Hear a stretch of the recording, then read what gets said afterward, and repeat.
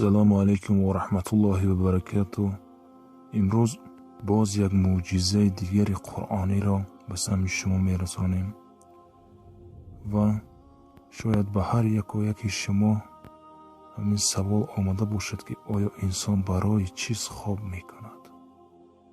یعنی خواب نیز برای هر یک و یک ما بی سبب آفریده نشده است و این هم سبب خود را دارد. خداوند در سوره نبأ آیت 9 میگوید و خوابتان را برای شما راحت گردانیدیم.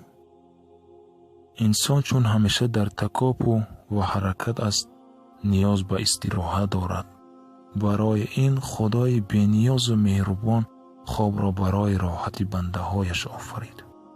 هرگاه انسان به خواب می رود عضوهای پنجگانه حس او موقتا در درجه خاموشی کار می کنند. به معینه از آنها معلومات نمی آید. معینه هم استراحت می کند. مشک های دست، پا، گردن و غیر آرام می شوند. در نتیجه دل، شش، جگر، گرده و دیگر غدودها در درجه سبک کار می کنند. با امر الهی در جسم انسان روند برقرارگردانی انرژی هنگام بیداری صرف شده آغاز گردیده در درجه معتدل به اتمام می رسد. انسان الهام تازه می گیرد، روحش تازه می شود و قوت و درمان نو پیدا می کند. هیچ گونه راحت با راحتی که انسان در خواب می گیرد برابر شده نمی تواند. این گونه راحت را به جز خداوند کسی داده هم نمی تواند.